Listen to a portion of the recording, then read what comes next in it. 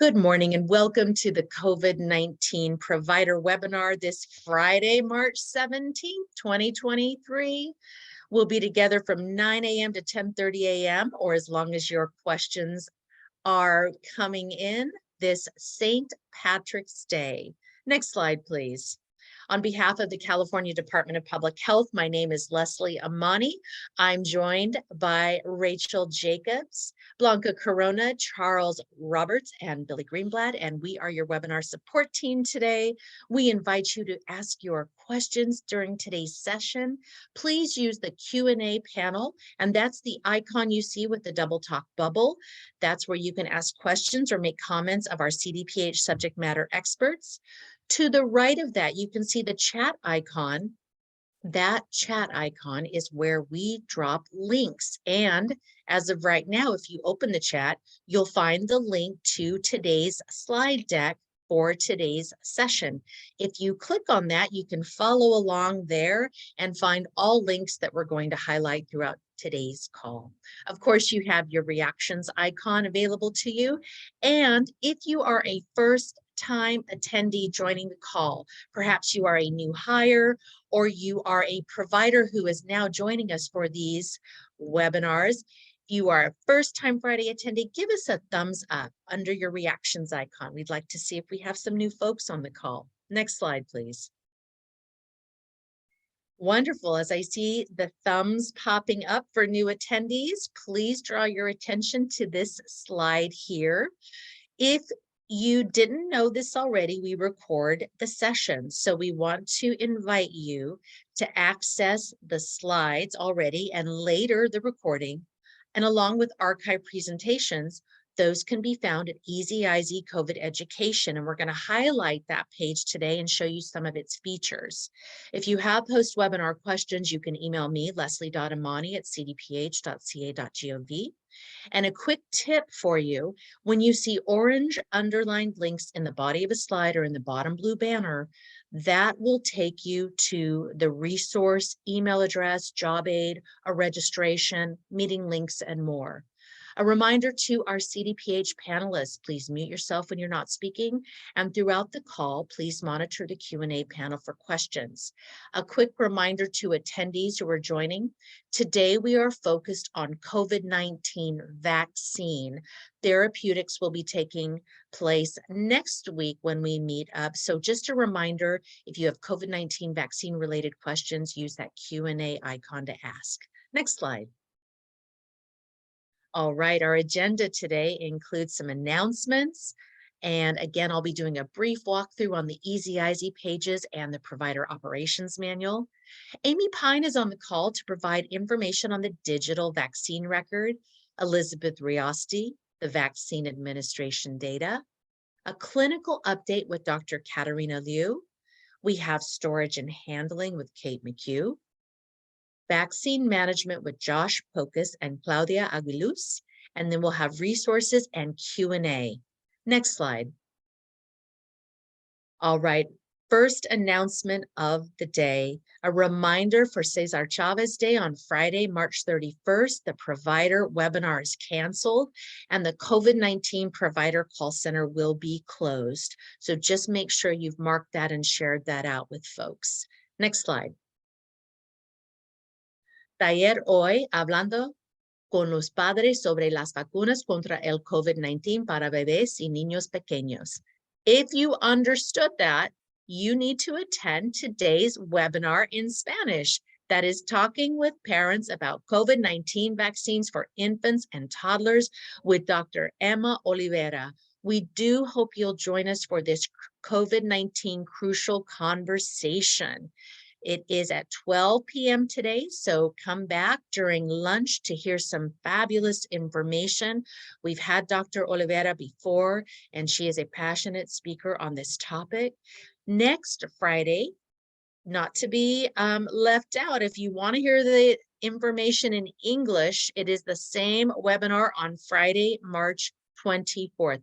Both registration links are on the slide, and to learn more about the COVID-19 Crucial Conversations campaign, you can click on that bottom banner link. I'll also be taking you there during the EasyIZ walkthrough. Next slide. just added a quick in our series for providers, successful strategies for COVID-19 vaccine management. The series dates and times begin Monday, March 27th from 12 p.m. to 12:30. These are 30-minute Quickenars. You can register for the Zoom link to join any or all or one or two as you see fit. But this is for new providers or existing providers who want to hear from the CDPH Quality Assurance team. They are a fabulous team that want to help provide information on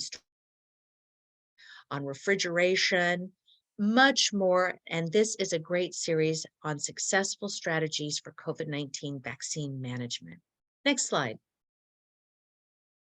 Pfizer product webinar. There is a product webinar today at 12 p.m. The QR code will take you to the meeting link. This is on Teams. You don't need to pre-register. You can just show up. Later, they'll be moving to on-demand opportunities. They had a session yesterday, and again, there is one today if you're interested. Next slide. Novavax is also offering some office hours. Those sessions begin March 29th. We want to give you the heads up. That orange link will take you to register on Zoom for any or all of those office hours with Novavax. Next slide. CDC Clinician Outreach and Communication Activity, aka COCA. When you hear us talk about COCA calls, here's a tip for new attendees. You might not know about this series, but CDC offers this through the Emergency Preparedness and Response. These COCA calls are recorded and they have upcoming opportunities, nothing currently. So we wanted to highlight a link to the archived webinar recording and a link to the slide deck on evaluating and supporting children and adolescents presenting with post-COVID conditions. So you can click on those links and find information.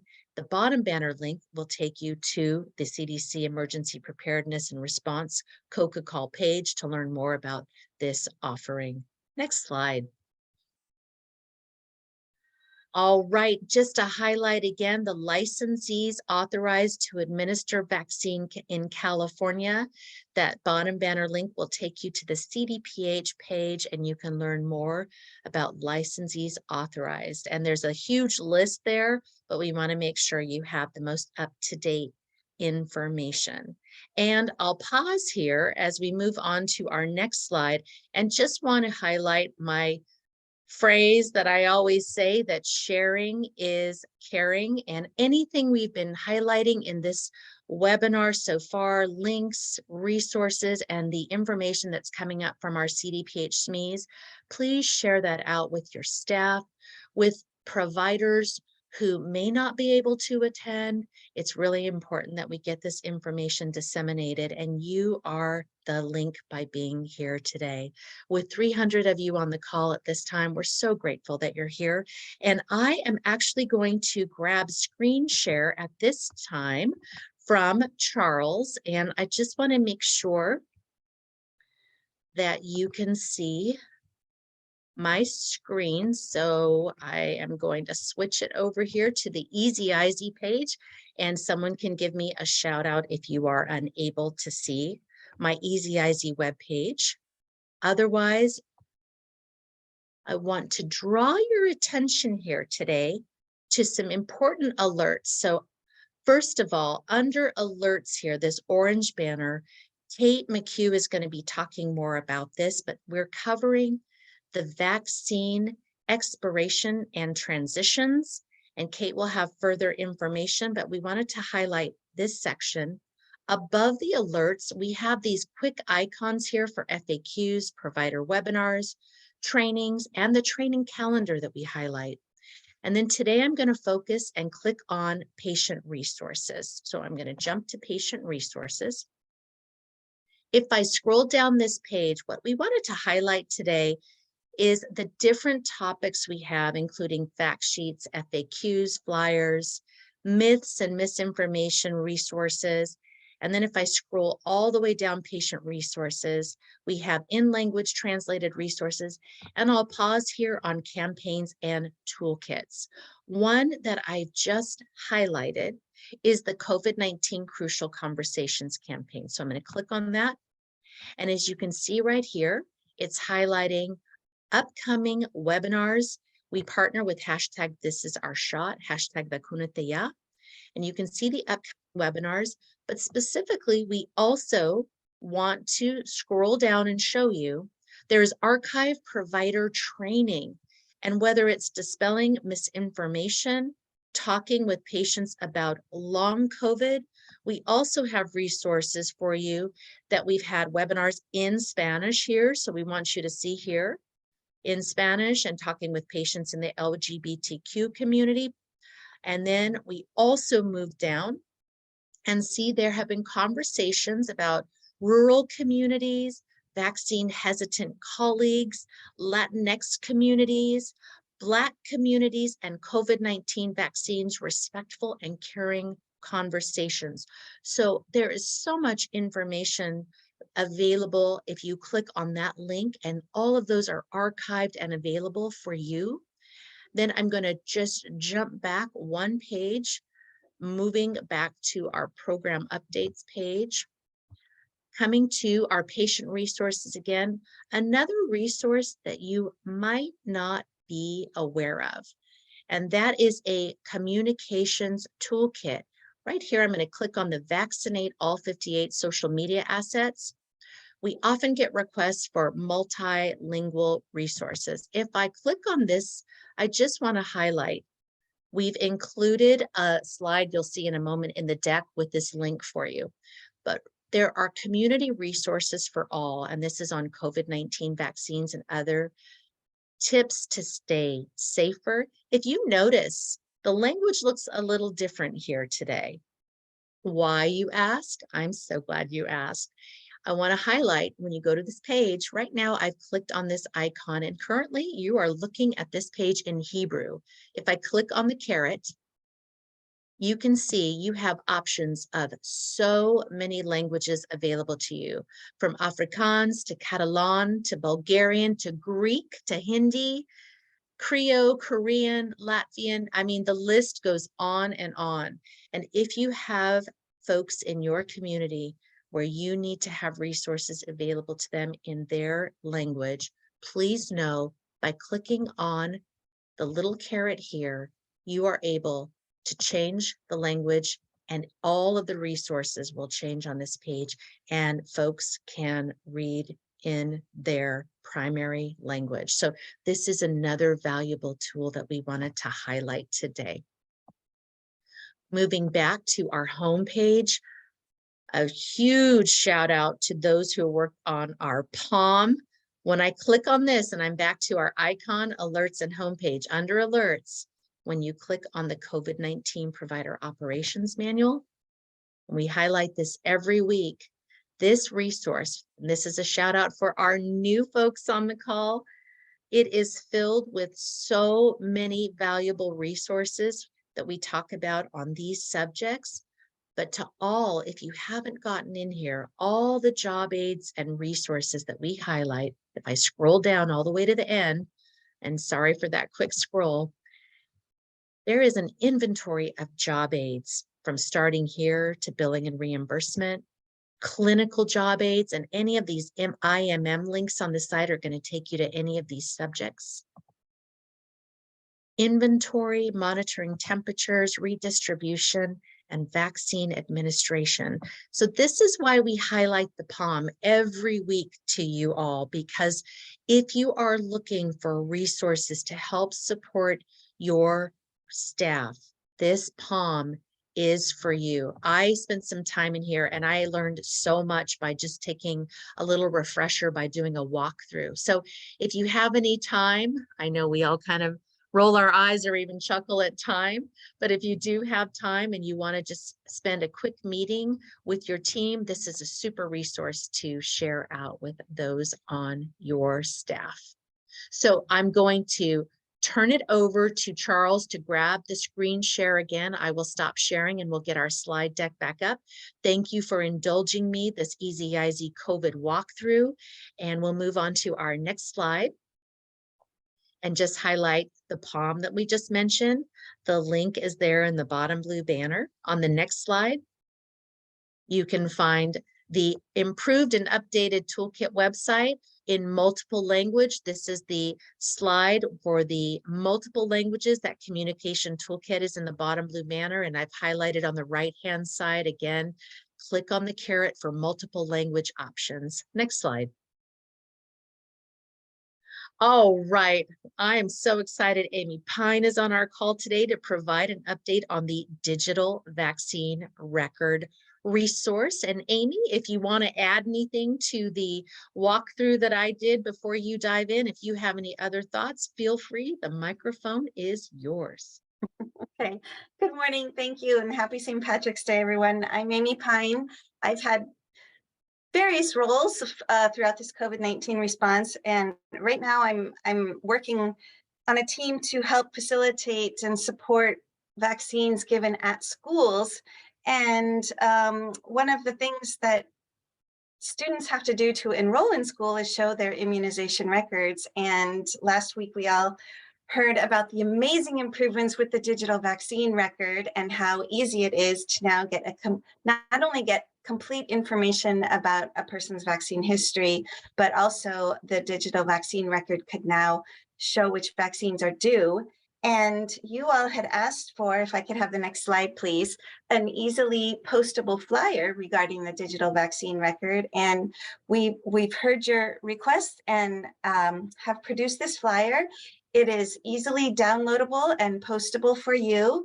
It is probably best used in provider offices where you have been using CARE, the California Immunization Registry, for quite some time, or maybe you have recently become a CARE user due to the AB 1797 legislation that says all doses have to be entered into an immunization registry. And maybe when you became a new user, you did historical vaccination data entry. So if your doses are there, this is the flyer for you. You can post it in waiting rooms and exam rooms, and it even has a QR code on it that points directly to the website that says, that asks the couple of bits of information that a patient needs to put in to get their digital vaccine record. So we just wanted to let you know that it was there. There is a link to the flyer at the bottom of this slide, and the flyer will be coming soon in Spanish. And that's it from me, Leslie, but thank you. Thank you, Amy. And please know, as we go through, our presenters will tell you a little bit more about who they are when I hand the microphone over to them. Speaking of telling us who you are, if you are a brand new provider and you gave us that thumbs up, just like Amy did, we want you to open up your Q&A. Tell us your name, where you work, and your role where you work. We'd love to welcome our new Friday attendees by name today. We are so excited to see so many of you this St. Patrick's Day. And I'm going to move on to our next presenter. And as we continue to go through, a reminder that the Q&A is also available at any time, but some of your questions might be answered during the updates. Elizabeth Riasti, I would love for you to introduce yourself as we move to vaccine administration data. Go right ahead. Thank you, Leslie. Hi, everyone. My name is Liz Riasti. I work in the Vaccine Data and Equity Unit. And so we work with a lot of the COVID vaccine data, and we prepare some of these data analyses for sharing on the provider office hour calls and many other places. And we've, well, a lot of the data that you see on the public dashboard for California sort of originated with our unit as well. Next slide, please. We are happy to share that as of this Monday, March 13th, we have administered over 88.3 million total doses of COVID-19 vaccine. 7.2 million of those have been bivalent booster doses administered since the beginning of September. Next slide, please. We're looking here at the week-over-week trends in terms of doses administered. So this past week, we administered just under 57,000 new doses. which is a slight decrease from the prior weeks. But we have seen that we're seeing some sort of we're seeing that the week-over-week trends are changing a little bit as we get a week or two out. So the number of doses administered 2 weeks ago is greater today than what we showed you last week. So we might see that the number of doses administered last week, we might see that number increase in the next week or so as well. We'll have to keep an eye on that. Next slide, please. Here we're looking at the bivalent booster uptake by age. So statewide, 25% of the eligible people have gotten a bivalent booster. We still see the highest uptake amongst the 65 and older population. So 45% of people 65 and older who are eligible have received their bivalent booster. But it is interesting to note that currently under 5-year-olds has a higher percentage of eligible people who have gotten their bivalent booster than 5 to 11-year-olds. So we're looking at just the people who have within those two age groups who have completed their primary series and are eligible for a bivalent booster. We see a higher percent amongst under 5 who have gotten the bivalent booster compared to 5 to 11-year-olds. Next slide, please. Taking a look at the bivalent booster uptake by HPI, we see that the lowest quartile, so that's quartile 1, that's the top horizontal bar there. Again, quartile 1 represents those communities in California that have less healthy community conditions and maybe less advantage. Only 14.3% of eligible people living in those communities have received their bivalent booster, compared to 36% of people living in healthy HPI quartile 4 communities having received their bivalent booster. So there's quite a gap between quartile 4, which again represents the more healthy or more advantaged communities in California, and quartile 1. But we did want to just note that there's over 5 million people in each of the healthy places index quartiles who are eligible for their bivalent booster but haven't gotten it yet. So there's still a tremendous amount of opportunity to increase the bivalent booster rates throughout the state. Next slide, please. Looking here at the bivalent booster uptake by race and ethnicity, we still see lower bivalent booster rates among American Indian, Alaska Native, Black, Latino, and Native Hawaiian Pacific Islander populations. And all of those groups have lower bivalent booster uptake than the statewide average of 25%. Next slide, please. In summary, we have 88.3 million total doses administered, just over 56,000 doses administered this past week. Currently, 7.8% of infant toddlers have received their bivalent boost. Have completed their primary series. 1,700 new infant toddlers have initiated their primary series this past week. 25% of eligible people have received their bivalent booster, and a total of 7.2 million bivalent boosters have been administered to date. That is it from us, but we will keep an eye on the Q&A in case there's any questions.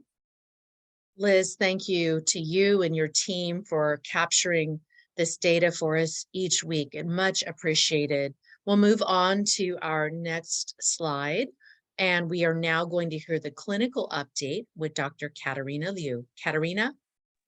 Good morning. Thank you, Leslie. And my role with the COVID response has been to keep up to date on all of the COVID guidance and keep you all updated as well. Next slide, please. So today's update is that CDC has issued an update on the Pfizer infant toddler bivalent COVID-19 vaccine, and it can be used as a booster in certain children. So for children 6 months through 4 years who completed the 3-dose Pfizer infant toddler monovalent primary series, they're eligible for a bivalent Pfizer infant toddler vaccine as a booster at least 2 months after the completion of their primary series. Previously, as you may recall, the Pfizer infant toddler bivalent vaccine was authorized and recommended as a 3rd dose of the primary series. So for those kids who received their primary series of 2 monovalent plus 1 bivalent Pfizer infant toddler vaccine, there isn't currently a booster recommendation for them. So we understand this is quite confusing, and it only applies to a subset of the kids who got the Pfizer infant toddler vaccine. So I put together a little graphic on the right. So one scenario just illustrating the new guidance. So this specific new guidance only applies to kids who got 3 doses of the monovalent Pfizer infant toddler vaccine as their primary series, as illustrated by the first 3 doses. And so those children are eligible to get the bivalent Pfizer infant toddler vaccine as a booster at least 2 months after their last dose. They can wait longer, but the minimum interval is 2 months.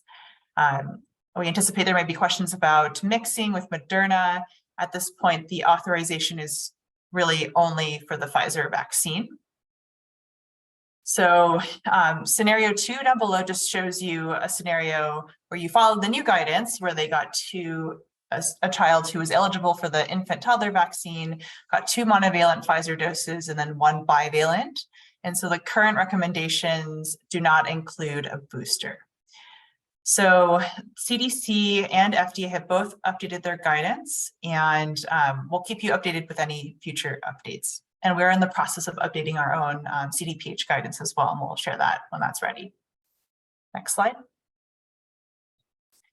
Next, I wanted to cover in the next 2 slides some information around expiration of the monovalent products. So we've covered this the last few weeks, but we put together some talking points based on your feedback around the Moderna monovalent COVID-19 vaccine expiration. So the Moderna monovalent vaccine is set to expire by April 2023, and your individual vials of vaccine may expire sooner, so please do check those expiration dates. It is normal and expected, as you all know, for vaccines to have an expiration date, and when the supplies run out, there is no more Moderna monovalent vaccine available. This is not related to any safety concerns related to the Moderna monovalent vaccine. And at this point, the Moderna bivalent vaccine can't be used as a primary series dose, and we don't know when it will be authorized or recommended as a primary series dose. So this change affects everyone 6 and older who've received the first dose of Moderna for their primary series but haven't finished their series yet. And so what can you do? They can finish their series with another vaccine that's authorized and recommended. So they can either receive a second dose of the Pfizer vaccine if they're 6 and older, or the Novavax vaccine if they're 12 years and older.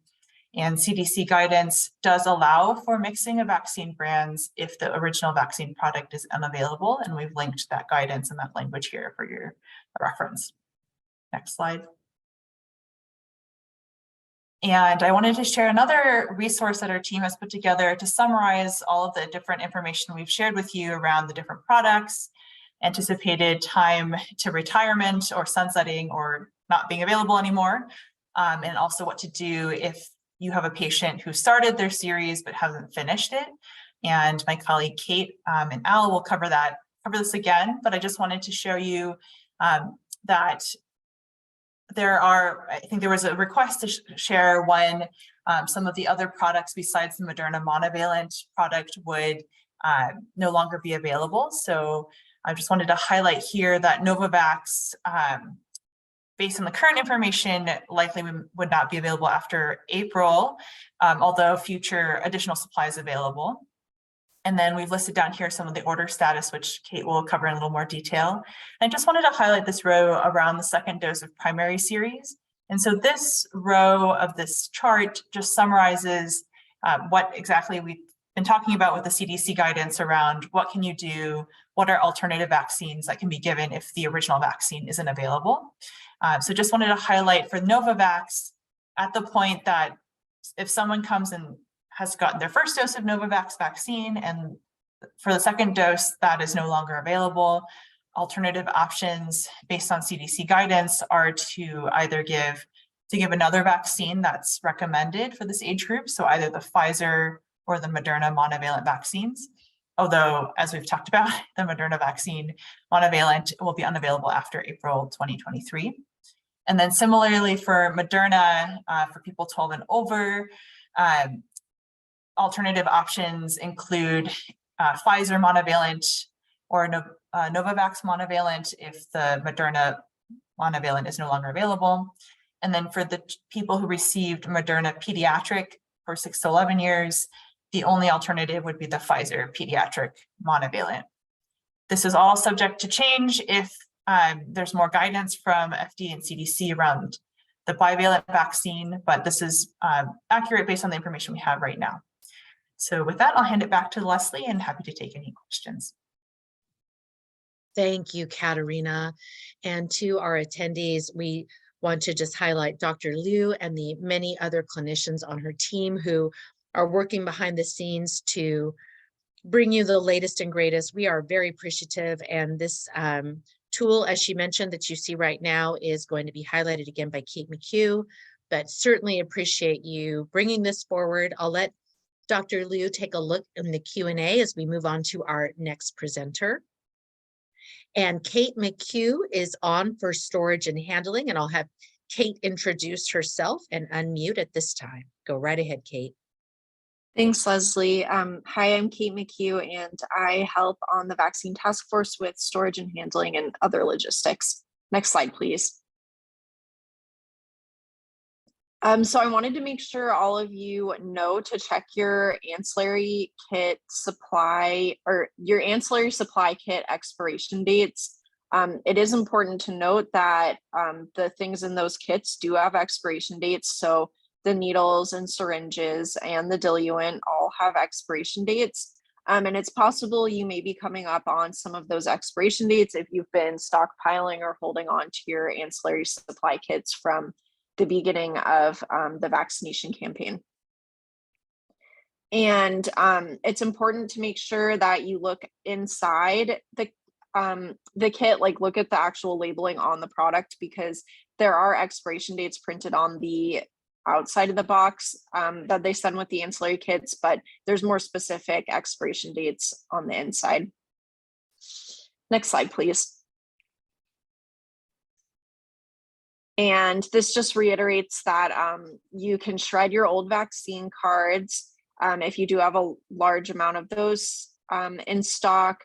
And if you have excess supplies that are not expired, you can use them in your own clinic for other non-COVID clinical activities. And you can also give them to other healthcare providers, but only within the US. So the federal government has asked that you don't donate them outside the US or anything. Next slide, please. And this is to show you our updated product guide where we have added Comirnaty on along with the new NDC. We have updated the order status for Janssen and the Moderna monovalent pediatric and adult series. So this is just good to reprint if you guys are using this in your clinic for the most updated information. Next slide, please. And then as Katerina was talking about, we have this, this new chart that gives you sort of an overview of the retirement of these different products. The ones that we are most focused on right now is the Moderna, because their expiration dates are coming up very soon.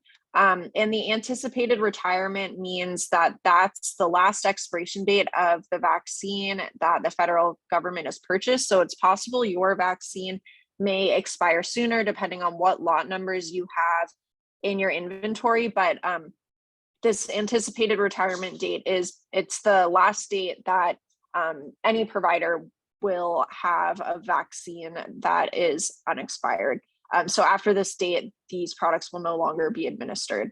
You can see that the infant toddler Moderna does have a little bit longer left. It has until June, so you have a while to use that.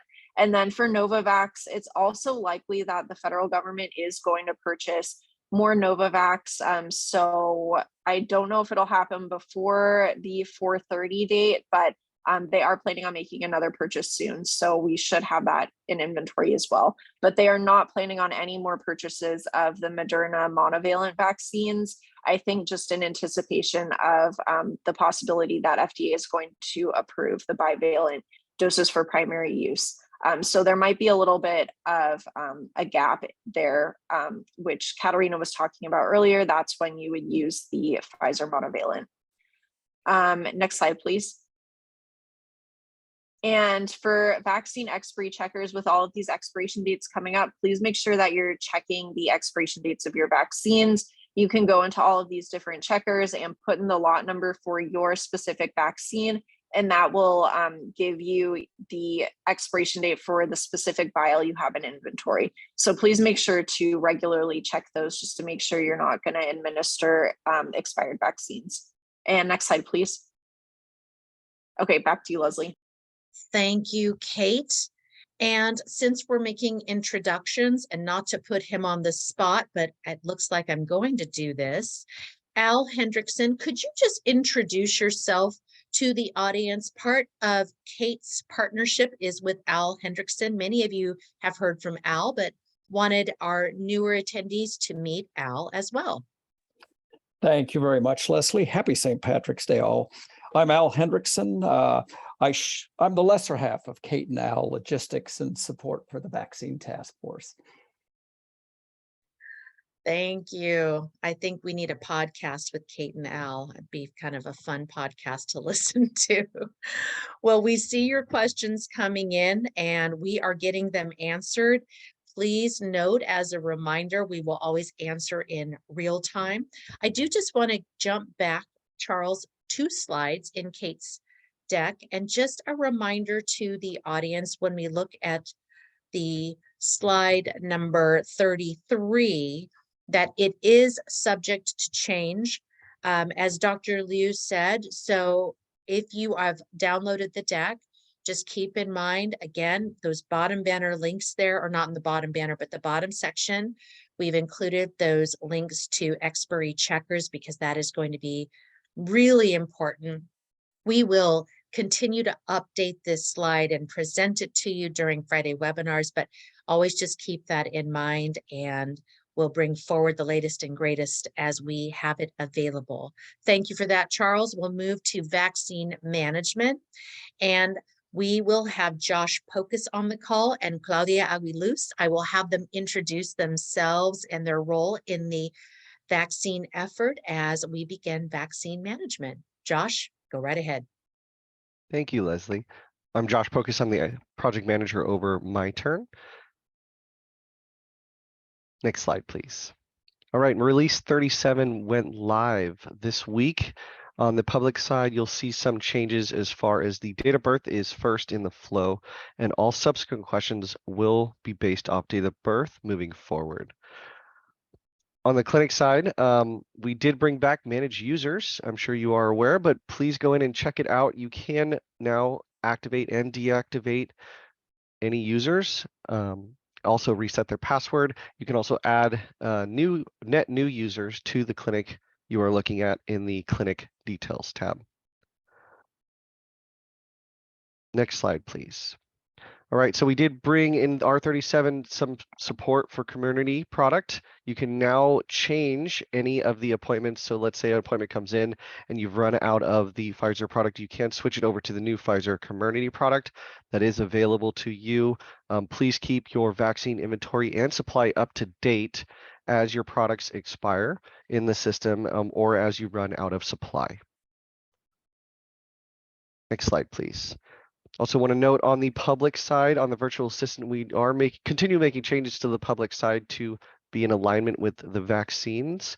And we also added a start over button for the virtual assistant. So I know that was a little bit of an annoyance for some people, including myself, but we did add a start over button so you don't get stuck in any flow. Next slide, and I will pass it over to Claudia.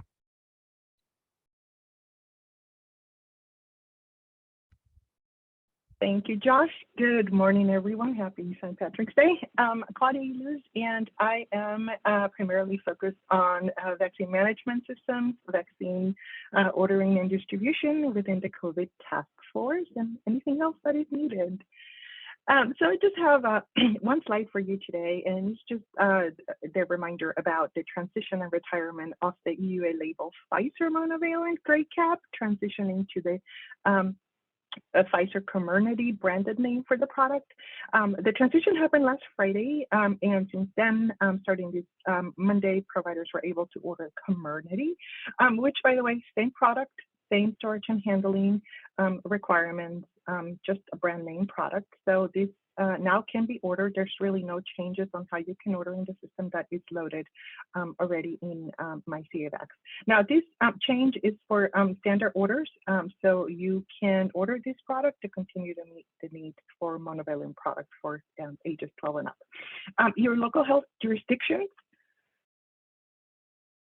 may still have a product of the EUA label, so you may still see small orders enabled, but as they are depleting, they will also transition to.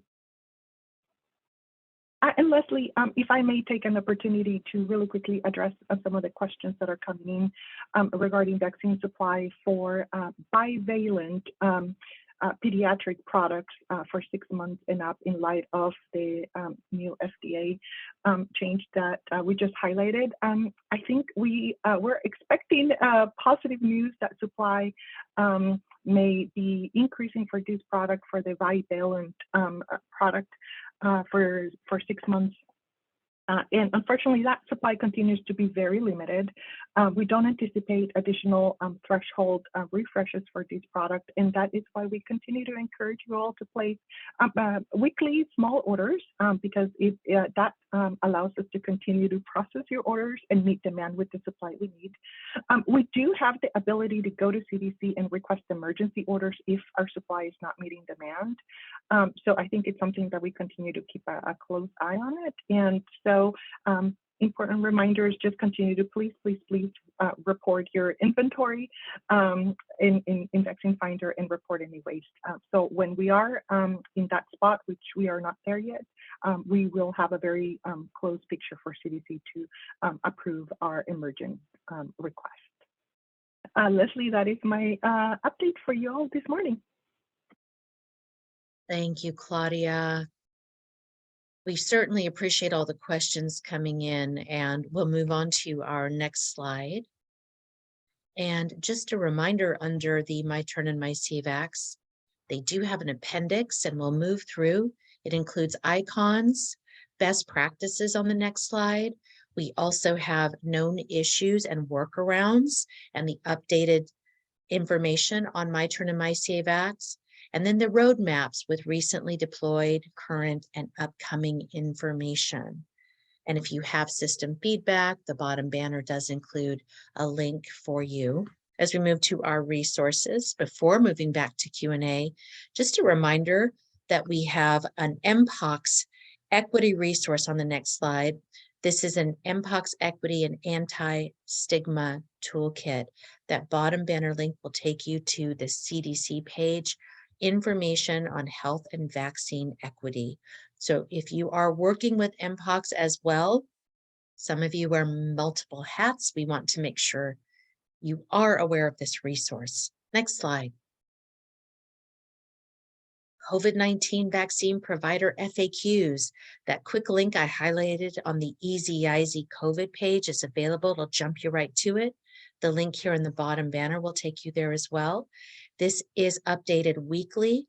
This is really your document. We hope you take ownership that over the course of our vaccine efforts, these questions have come in from you providers, and it was updated yesterday in its 112th iteration. We have new highlighted with a yellow star, green updated star, and some of the new information is what are clinical recommendations for patients who cannot receive a second Moderna monovalent primary series dose due to a depleted supply. The second, under updated, are children ages 6 months through 4 years who have completed a 3-dose monovalent Pfizer COVID-19 vaccine primary series authorized to receive a bivalent booster dose. And Dr. Liu covered some of these items in her section, but we also want to make sure outside of the office hours, you have a resource available to help answer questions through the text here and through the links that are included.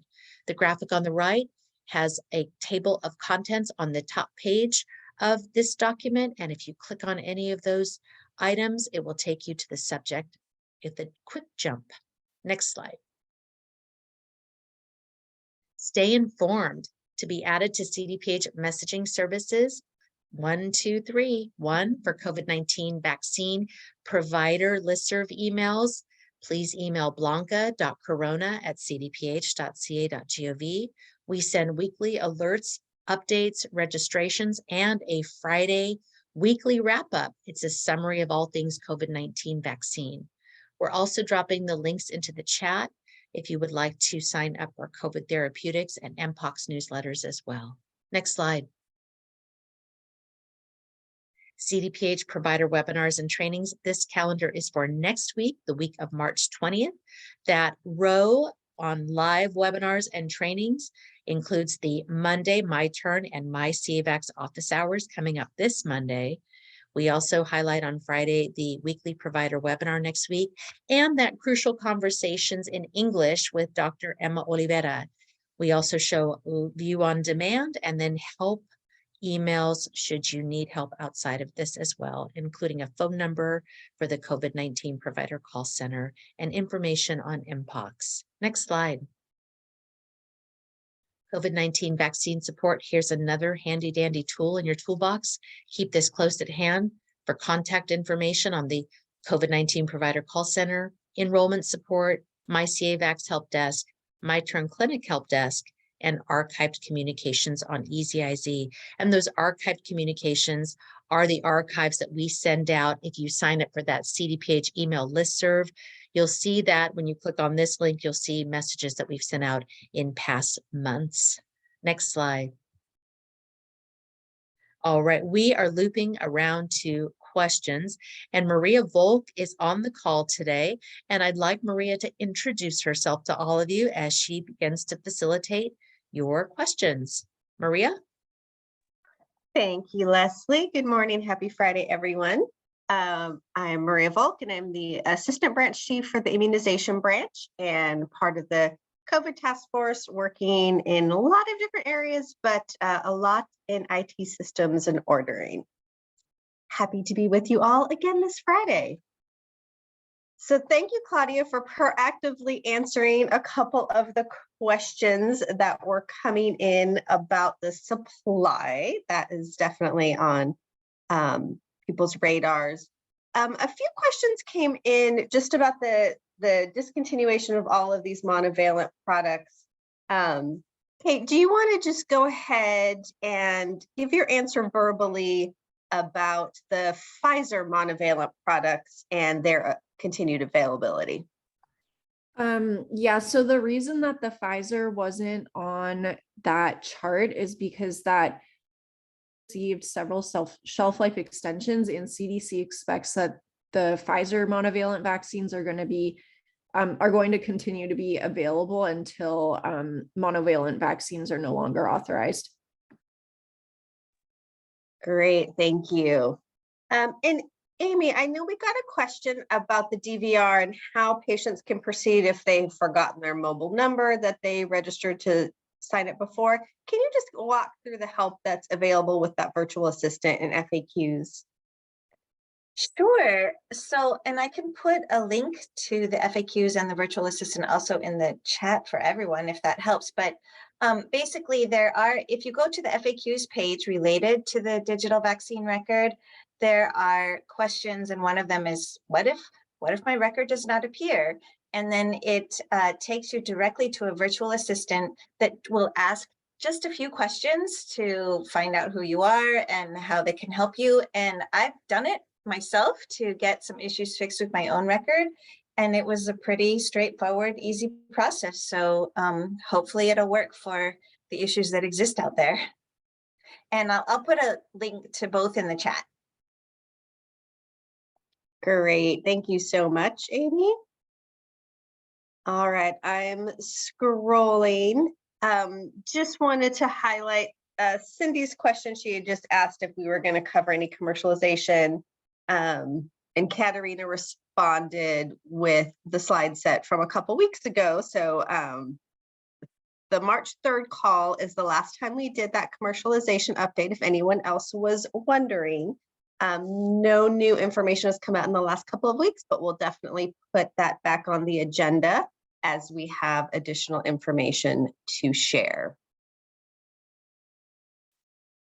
All right, for our clinical team, I'm going to put you guys on the spot with a question that just came in. So a patient received her first Pfizer dose 2 years ago, Now she wants to get the second dose of Pfizer. Is the first dose she received 2 years ago counted to complete the primary series? Thank you for the question. I'm really glad this patient has finally come back. And correct, they would not need to repeat that dose. They can get the second dose to complete their primary series, and then you can counsel them about coming back at least 2 months later for their booster. Fantastic. Thank you. And let me just check in with our subject matter experts. Any questions that I didn't go over you want to highlight, or anything else that has come to mind that you want to share with the group before we wrap up today? Hi, Maria, it's Josh. Hey, Josh. So I do want to note that we have updated our known issues slide. There is a known issue with some combo clinic managers not being able to delete a vaccine supply. So we do have a workaround while we get a fix in place for that. There's also another one out there. So please go ahead and check the known issues if you are having issues, and then also always call the help desk for any assistance. Fantastic. Thank you. Great reminders. All right. I'm seeing a request to get that My Turn, My CareVax webinar. We will make sure we can throw that in the chat again to make sure that you have that. We welcome you all to come. So please join us if you are available on Mondays. It's a great opportunity, as Leslie had said, to make sure you're getting that more in-depth information about My Turn and My CareVax. And we always do have our trainers on. So if there's any questions that you have, we usually do have time to try and answer those or put it on the agenda for the next session to kind of walk you through. We've done things like show people how to do reports and other things. So join us. All right. One more check. Okay, one more question just came in. Again, for our clinical team, how long after completing their primary series is a patient considered protected? And then what about after receiving the bivalent booster? Thank you for the question. I'm going to put in as a response, some of the links to CDC's vaccine effectiveness data that they've shared. As you are likely all aware, there is unfortunately waning of protection against infection within several months following the primary series and even after a booster, and then also still waning, but at a slower pace of protection against severe disease. So we would probably say several months and more months from severe disease. But I think the exact number is still, I don't know that we can give you an exact number since that is constantly changing given the new variants and what we're learning about the vaccines. But I can certainly put the data that's available that's been shared by CDC. Great, thank you so much, Katerina. I think we've gotten through all the questions. We do have a little extra time. So if anyone did want to ask a question verbally, now would be a great time. Feel free to go ahead and use the raise your hand feature, and we can get to you verbally as well. Does look like Christina is unmuted and might have a question. Christina, do you have a question for Maria or the SMEs? No, I just wanted to add a little bit to the question that somebody asked about completing the primary series and the protection. So I've been with the COVID clinics ever since the beginning, pretty much, and we saw, so basically 2 weeks after their first vaccine, they're already somewhat protected, and then 2 weeks after their second vaccine, they're protected completely. For a couple months with the Moderna, we saw that people started getting sick around 5 months. They started, going to the hospital with COVID. With Pfizer, we saw people getting sick a lot earlier than that. But now, since the boosters are coming 2 months after the primary, we kind of see both being very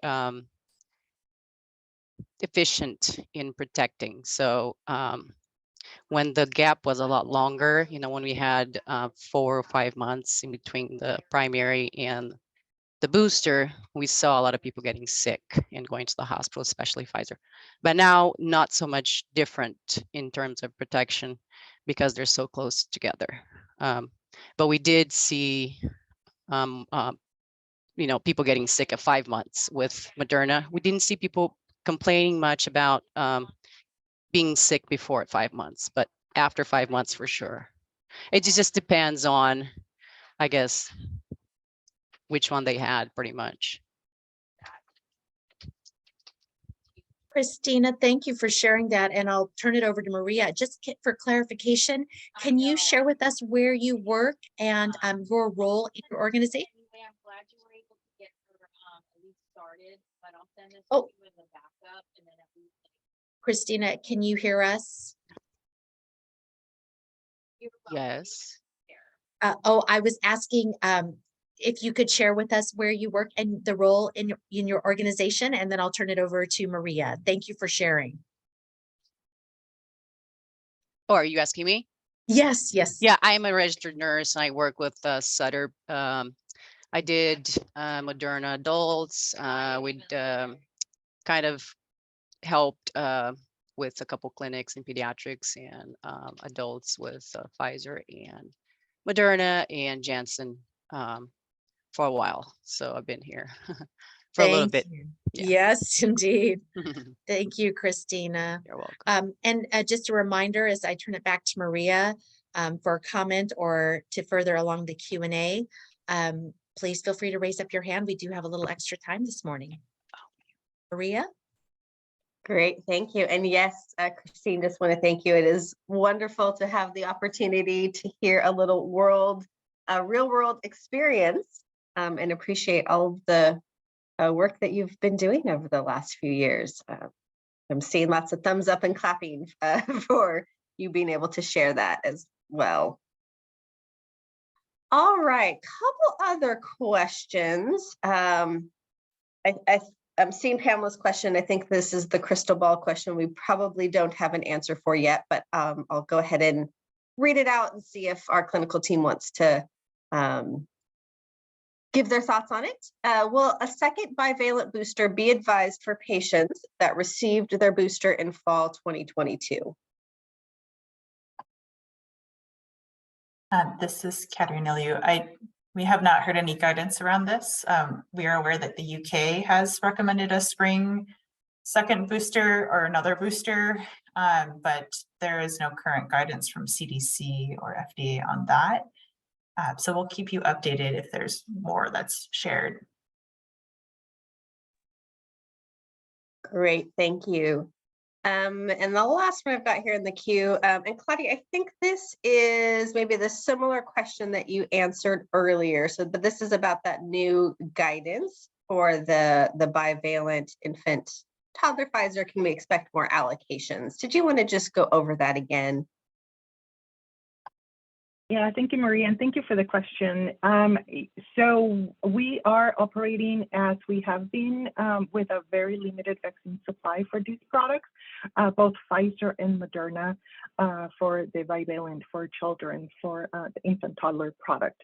So we continue to ask providers to submit frequent smaller orders so that we can approve your local health jurisdictions, and of course MPs can readily approve those orders. And as you need more doses, just tag our ordering lead so that we can provide doses that you can approve orders that you have.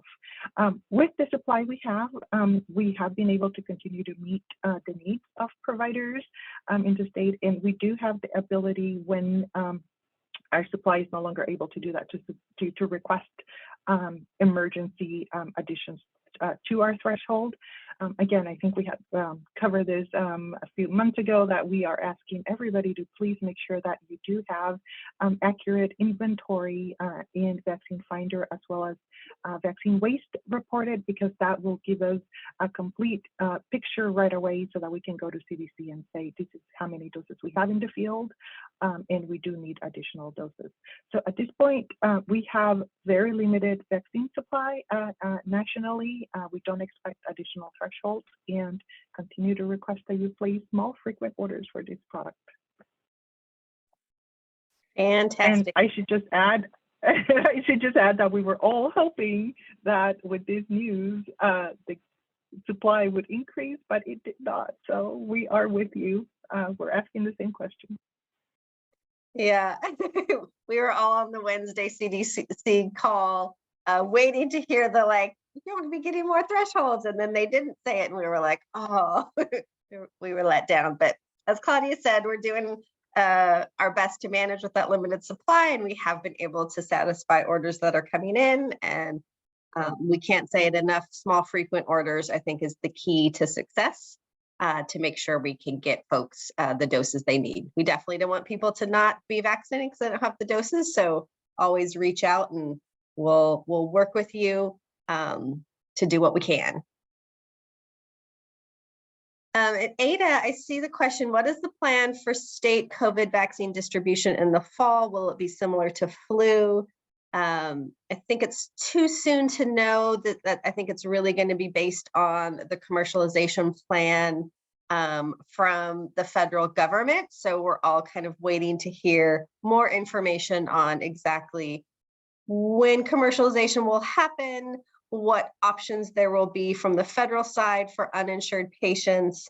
And then there certainly will be conversations on the state side about whether or not there will be an opportunity to subsidize that.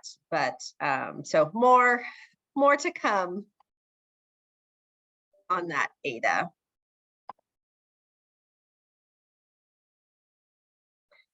All right, Arlene, I see you typing an answer. One last question. We are also trying to place small orders for the Pfizer monovalent and was not able to.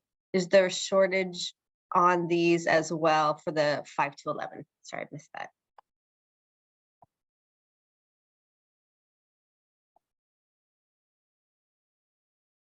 I don't know if Arlene is even on audio to answer. Good morning. Yeah, I could actually answer. So no, there's not a shortage on that product. You could go ahead and place it, and the LHD or MCE should be able to approve it. But with small orders, it needs to be fulfilled with on-hand inventory, and the CPR does have plenty, so they could go ahead and fulfill your order. I'm not sure about the LHD. It's really dependent on what they have on hand.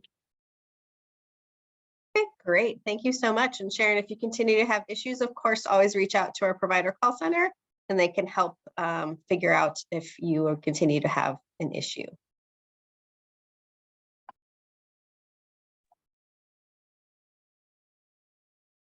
All right.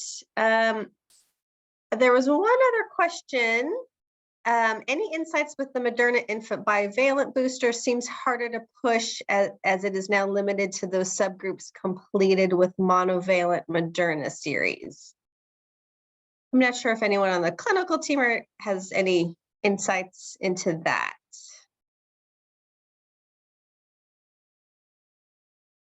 I think we, right now, the recommendation is based on the way that the FDA has authorized the use of the vaccine. It's for both the infant, toddler, Moderna and Pfizer products, it's authorized, the bivalent vaccines authorized for a narrow group of people, and there's not an allowance for mixing.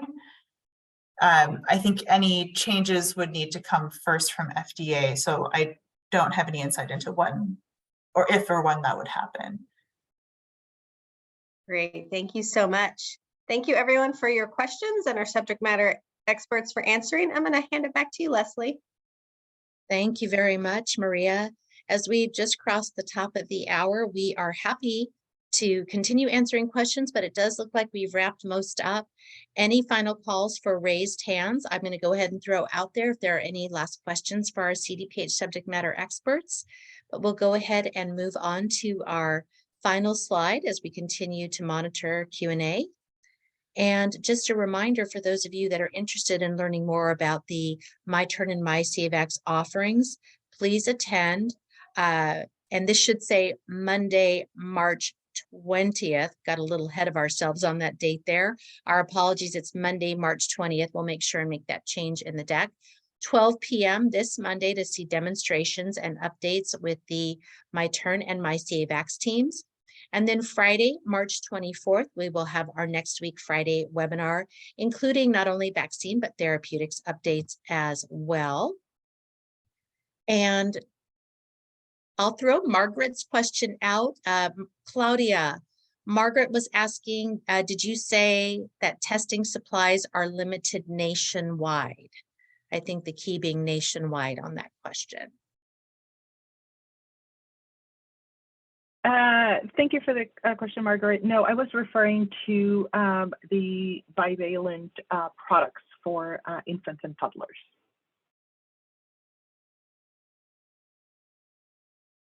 Thank you for that, Claudia. All right, seeing no raised hands and no further questions, we will go ahead and wrap things up. And I just wanted to share, in light of St. Patrick's Day, as we move toward an end, that moving in the weekend, we hope you have a wonderful weekend. I want to pause and thank our CDPH panelists and subject matter experts for presenting during today's session, and for all of you for attending. We are so appreciative to continue to see you. And it was fun to see folks join early for our little music session prior to beginning today. We've been playing some of the songs that you say are your favorites throughout the pandemic.